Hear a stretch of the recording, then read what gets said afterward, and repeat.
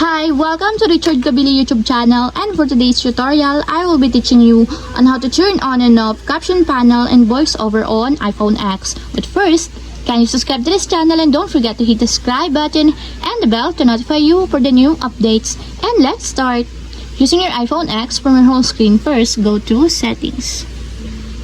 Then in the settings, scroll down and find the accessibility and then tap. Then in the accessibility, go to vision section and then tap the voiceover.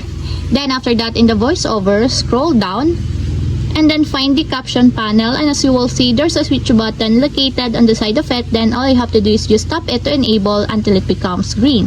And if you want to disable or turn off, just tap again the switch button just like this.